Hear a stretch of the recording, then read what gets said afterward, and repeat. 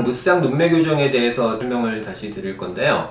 무쌍 눈매 교정을 예전에 한참 유행할 때 많은 병원에서 했어요. 근데 최근에는 또 안 하는 병원이 더 많아진 것 같아요. 예전에 무쌍 눈매 교정 많이 했던 병원이 요새는 안 한다 그런데 무쌍 눈매 교정이 되게 쉬워 보이는 수술인데 실제로는 되게 어려운 수술이구나.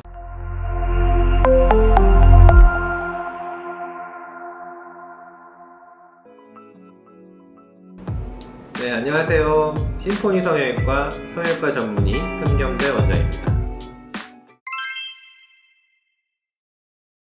네, 오늘은 무쌍 눈매 교정에 대해서 좀 설명을 다시 드릴 건데요.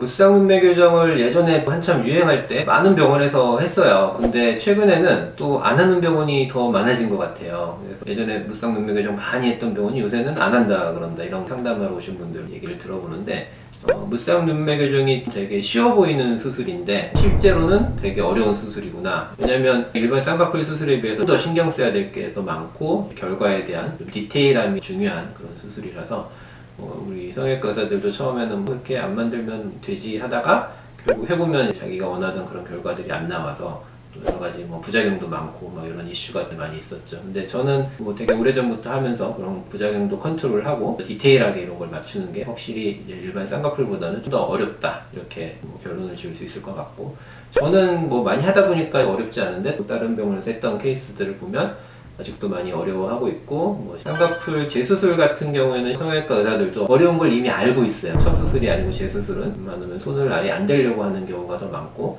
이제 그런 환자분들이 만약 오시면 그냥 사는 게 좋겠다, 더 건드리면 더 망친다, 이제 실제로는 되게 어려운 수술이다. 그래서 제가 하는 무쌍 눈매 교정 사진 보여드리고 전 어떤 관점으로 하고 있는지 케이스 통해서 한번 보는 시간을 갖도록 하겠습니다.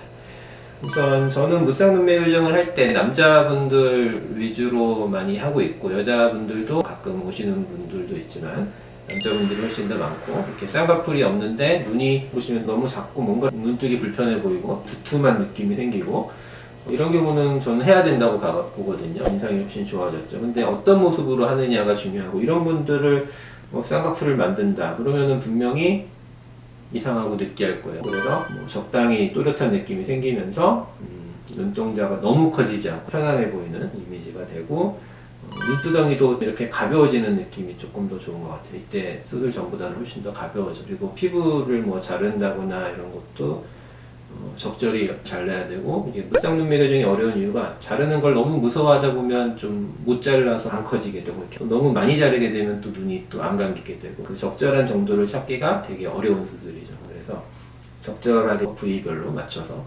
디테일이 요구되는 거고, 수술할 때 붓기가 많이 생기면 그 디테일을 할 수가 없어요. 그래서 수술할 때 붓기도 별로 안 생기게 잘 컨트롤 해야 되고, 피도 별로 안 나게 컨트롤 해야 되고, 또 수술 중간중간에 앉아서 이렇게 체크를 해가면서 이 적절한 모양을 잘 만드는 게 결국 일반 쌍꺼풀 수술보다 훨씬 어려운 이유인가 이제 생각을 하게 되는 거죠. 이분도 전형적인 케이스죠. 무쌍 눈매 교정을 하는 수술 전 후인데 항상 앞쪽이 덮여 있는 경우가 되게 많거든요. 그 가운데 쪽이 좀 덮여서 이렇게 인상이 싸나워 보이고 힘도 없어 보이고 졸려 보이고, 그래서 이런 경우 이 앞쪽의 살을 올려주는 게 가장 이제 핵심 부분인데, 결국에는 눈매 교정 자체는 이렇게 인대 부분을 좀 꺼서 눈이 잘 떠지게 하는 수술이고, 이 덮인 피부를 잘 처리하는 게 결국 엄청 디테일이 필요한 부분 중에 하나죠. 그래서 눈매 교정하는 것도 되게 디테일이 필요하고, 이 피부를 적절히 너무 과하지도 않고 너무 모자라지도 않고 적절히 잘라내는 게 되게 어려운 부분이고, 또 하나의 변수는 이렇게 이마의 모양이 되게 많이 바뀌어요. 그러니까 눈뜨기가 불편해서 이마를 많이 쓰던 분들은 수술을 하면 또 많이 내려오거든요.